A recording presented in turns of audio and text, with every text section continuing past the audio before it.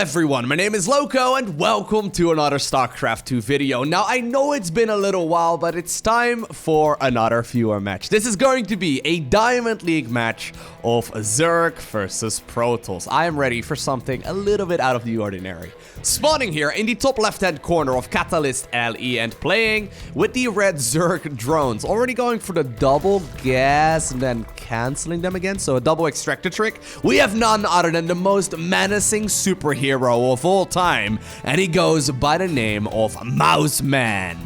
I mean, if that does not get you intimidated, I don't know what would.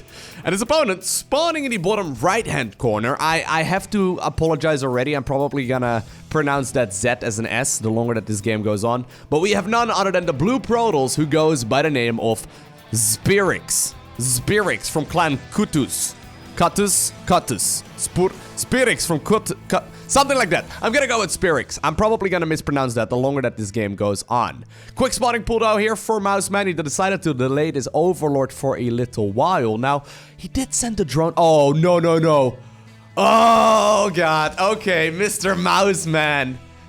He decided to go for a Proxy Hatch. I was already wondering why he decided to go for the double extractor trick and then spawning pool immediately afterwards. It didn't really seem to line up. Ah, okay. So he decided to go for the Proxy Hatchery inside of the opponent's main base. Quick response here though from Spirix, immediately putting down the fort as well. I really like this one. Makes life quite a little bit easier for him if he can go ahead and put down a bunch of photon cannons. There are a lot of Zerglings coming up. No Roach Warren or gases or whatever, so this is going to be a primarily Zergling-based army.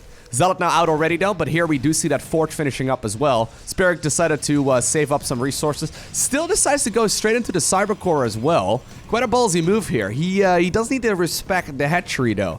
I mean, the only thing Mouseman really needs to do is make a queen and then like a couple of spine crawlers, and all of a sudden you are in for a world of hurt.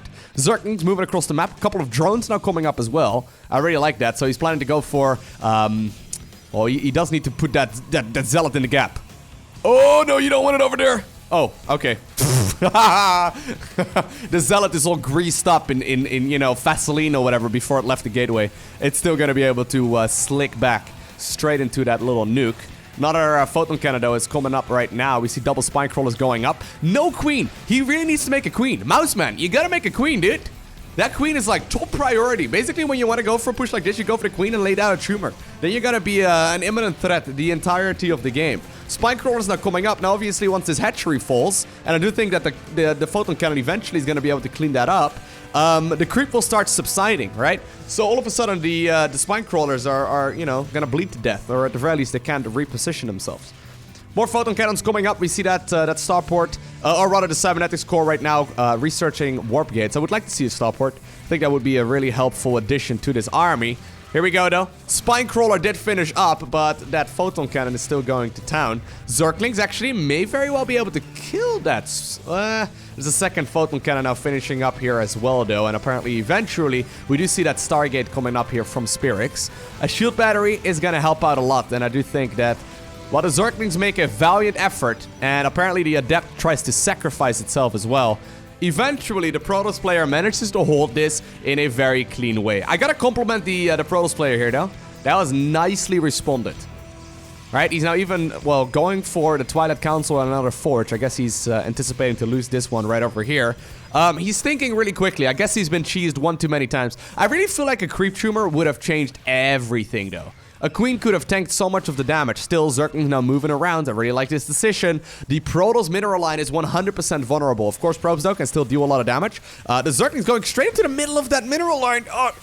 He's gonna be able to get a couple of probe kills, but I mean, that is not really where you want to sacrifice 8 or so Zerglings. All right, so looks like we start this game off with a bit of a slammer. The spine crawlers are like, excuse me, sir, I'm sorry. We're just gonna go back home now. Later. Did you notice, by the way, that spine crawlers, whenever they unroot, they're like tentacle part, like, you know, sneaks back inside of this. Where does it go? Maybe we don't need to ask these kind of questions. Oh, I like this actually. Dark Shrine is a follow-up. He does put it all the way out in the front of his base. Has this been scouted yet by Mouseman? No, Mouseman did not see that. The least menacing superhero name I've ever heard. Mouseman. He's not going to follow this up as you do with a hatchery on the low ground. But there is now an Oracle moving across. Now, Mouseman apparently has been doing this kind of build a little bit more often. If he does this a little bit more often, I mean, he did go for the Spore Crawler and the Queen, so that's a smart follow-up. But if he were to do this more often, I would highly recommend he adds on a Queen. Queen would have actually changed everything. But I do really like the way that Spirix responded to that, though. He saw the Proxy Hatch go up and, you know, just like that. That was me trying to slap my, you know, like, oh, there we go. Much better. Yeah, he did manage to immediately put down the forge and then made a couple of photon cannons, right? Which really was a smart play. Now, Spirix, though, he's now opened up the Great Protoss Book of Cheese. He's like, okay, what do I do next? Okay, yeah, look, okay, let's make an Oracle. Fair enough, he got a couple of drone kills there. Next up is going to be that Dark Shrine. Dark Shrine, of course, very, very helpful in this scenario. One Adept, somehow, some way, made his way across the map. Zerglings, though, should be able to clean that one up with a relative ease, although the Adept is going to be able to get a couple more kills here. And, well, there we go. It will end up dying, but not without 2 more Zerglings and also an extra drone for its troubles, too. Okay, so the Dark Shrine is done. I would have liked him actually just to go ahead and warp in some Dark Templar. Just 2 DTs. Just make him. Make him, dude. You don't need a... No, you don't need that thing. I guess he's really trying to hide it, right? He really does not want to show his opponent anything. Going for the Phoenix right now to try and shoo away those Overlords that are hanging out here. Overlord's now actually split up already. Question is, will he be able to see this, Mr. Mouseman? He's checking out this area right now. Dark Templar, though. Oh, they're still waiting. I thought he was going to send them across. We went to the vision right there of our Zerg player for just a little bit. Phoenix will be able to find at least one of these Overlords. I really feel like he should have rushed out those Dark Templar across, though. I mean, obviously, he knew of the fact that there was 1 Spore, but that's really the only defense that's available right here. Like, I mean, 2 Queens, 2 Spores, and 1 Spine. I really think, at the very least, he could have been able to kill that one right over here, and then, you know, the Natural would have fallen. Spirix, though, using those units mostly defensively right now, going for an Archon follow-up. Huh. If that's the case, I actually would have loved it if he decided to go for a Warp Prism. Warp Prism, of course, very good if you can juggle those units for a little while. Instead, we do not see that Immortal coming up as well. All right, so you go for Proxy Hatchery. I was hoping he was going to follow this up with something else a little bit cheeky. Maybe some, I don't know, Spire play or something. We do already see the Infestation Pit coming up, though. That's interesting. Most of the time you see an Infestation Pit at 7 minutes, you would expect... Oh god, I think I know what this is. You would expect your opponent to go for a quick Hive. Instead, we see the Infestation Pit as well as the Nydus Network. I think it's gonna be... It has to be Swarm Host, right? I mean, when behind, Swarm Host kind of works in you know... I kind of want him to go for the Nydus Worm. Just put down the Nydus over here or something, and then, like, send in the Locust, and then... You know, pop the Swarm Host back into the Nydus Worm. That is actually a legitimately good strategy if you manage to pull it off. There we go. Oh, they're coming up. 5 Swarm Hosts. 5 Swarm Hosts, as well 7 Swarm Hosts right now, as well as +1 missile upgrades. Still, though, this Protoss player doesn't mess around. He's like, okay, you can play these tricks. What if I display something a little bit more standard, right? One hero, Dark Templar, couldn't find a mate, so it could not morph into an Archon. But this is still going to be a pretty scary army. 1 more Dark Templar will be morphed in. Is he gonna warp this? Is this a mate? Are they gonna merge? Please merge them for me. Spirix! How many gateways does this man have? Yeah, he's got like basically 1 of each. It's kind of the idea. There comes the Nydus Worm inside of that main base. At the same time, though, a lot of those Protoss units are moving into that mineral line. I love it. Swarmo is once again coming out of the worm right now. They are ready to throw that Locust towards the low ground, and they will indeed... Well, be able to do so.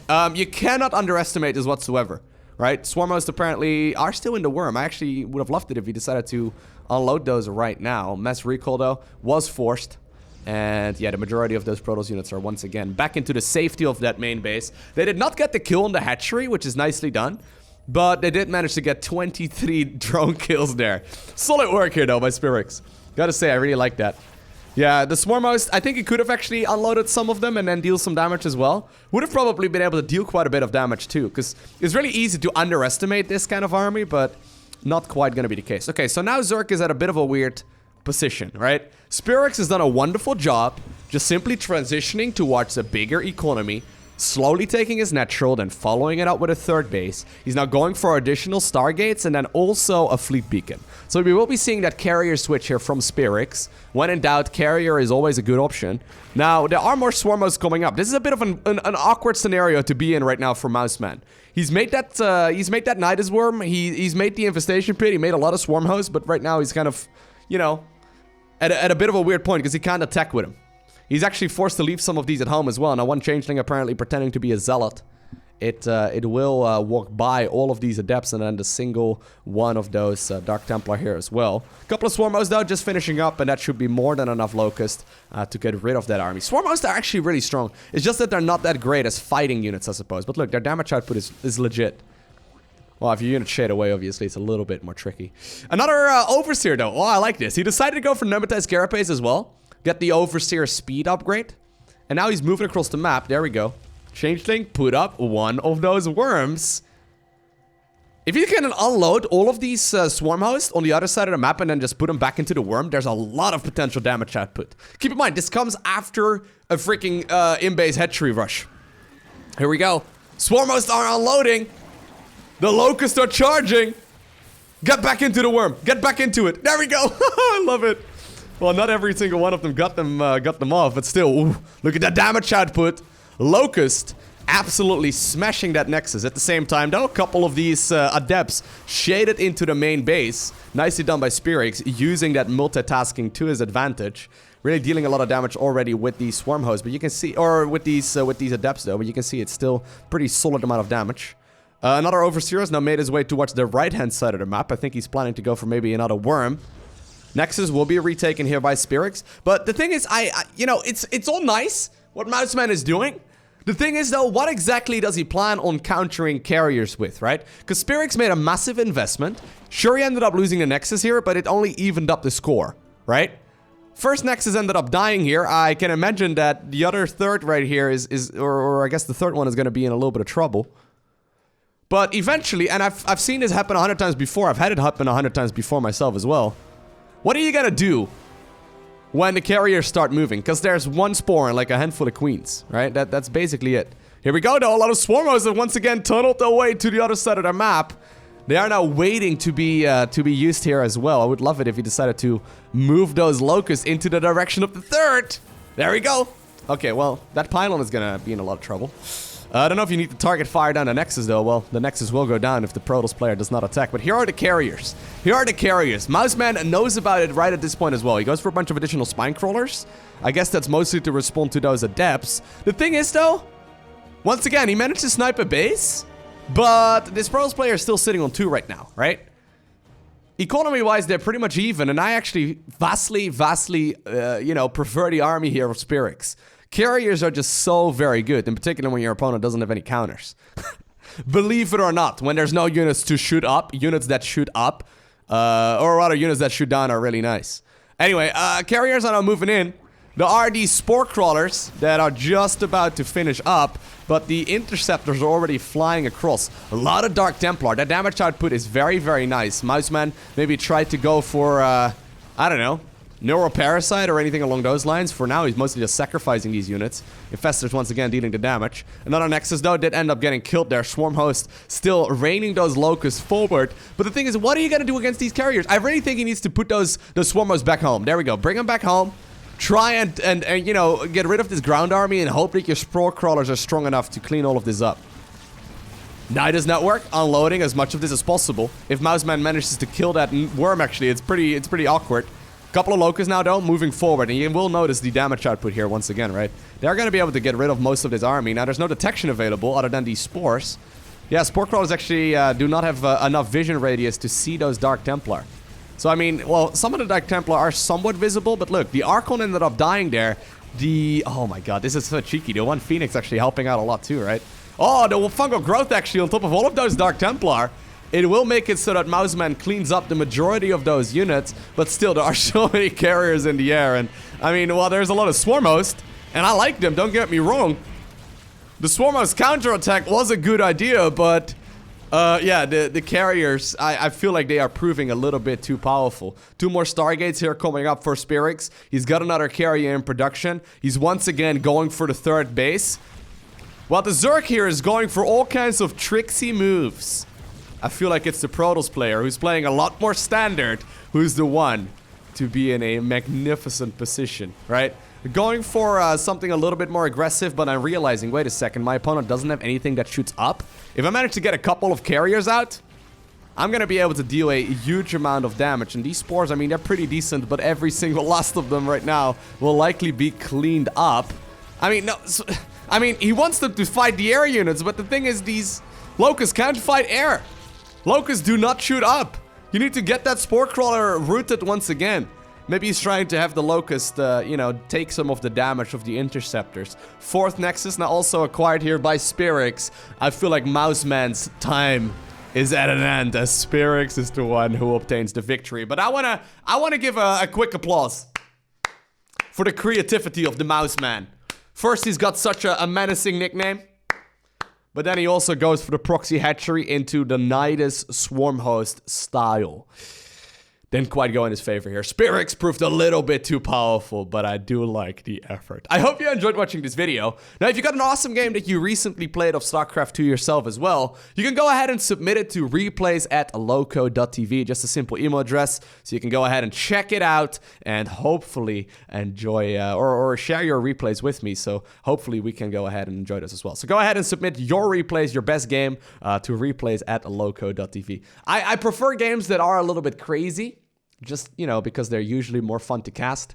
I cast a lot of pro games already, so usually the Diamond and Master League ones may be a little bit too serious. But if you have something a little bit out of the ordinary, feel free to submit it, and I might very well end up casting your game here in the future. But for now, I want to thank you for watching. Have an amazing day. Do not forget to smile, alright? And I will see you in the next one.